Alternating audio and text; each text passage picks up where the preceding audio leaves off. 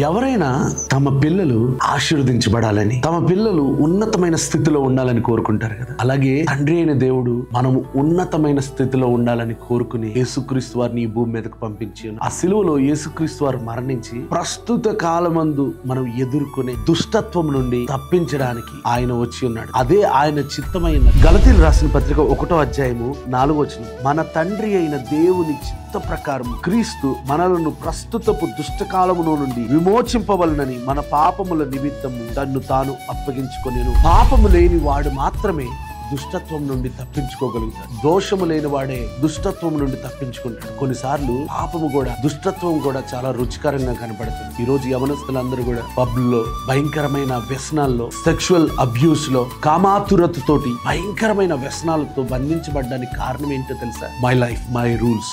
నా శరీరం నా ఇష్టం వచ్చినట్టుగా సుఖపెట్టుకుంటాను అని చెప్పి దుష్టత్వాన్ని చాలా అద్భుతంగా చూస్తున్నారు. కానీ సైంటిఫికల్ గా కూడా ఆలోచిస్తే వాళ్ళ శరీరాన్ని వాళ్ళు పాడు చేసుకుంటున్నారు. దానికి కారణం దేవుని చిత్తాన్ని గ్రహించలేకపోవడం. కానీ ఎప్పుడైతే యేసుక్రీస్తు వారిని అంగీకరిస్తారో యవనస్తులు, అందుకని గొప్ప గొప్ప దైవ సేవకులు అందరూ కూడా భయంకరమైన పాపములో నుండి విడిపించబడ్డ వారే మనకు కనబడతా ఉంటారు. ఎందుకంటే ఆయన యొక్క కృపను రుచి చూశారు కాబట్టి. యేసుక్రీస్తుని నమ్ముకున్న వెంటనే తెలియకుండానే స్మోకింగ్ అనేది దూరం అయిపోతుంది. మానాలని వారు ప్రయత్నించరు, తెలియకుండానే మానేస్తారు. తెలియకుండానే వ్యసనాలు దూరం చేసుకుంటారు. తప్పుగా బిహేవ్ చేయరు. వాళ్ళల్లో ఉన్న భయంకరమైన పాపపు లక్షణాలన్నీ కూడా వాటికి అవే తొలగించబడతాయి. ఎందుకంటే యేసుక్రీస్తుని నమ్మిన వారందరూ కూడా అలా రక్షించబడాలని, ఆయన త్యాగం వల్ల అందరూ రక్షించబడాలని దేవుని చిత్తమైంది. ఆయన పొందిన గాయముల చేత మనము స్వస్థపరచబడగలుగుతున్నాం. ఆ గాయములు చూస్తున్నప్పుడే గ్రహించే వారందరూ కూడా ఆటోమేటిక్ గా వ్యసనముల నుండి దూరం చేయబడతారు. జీవితాలు మార్చుకోవాలనుకున్న వారికి మాత్రమే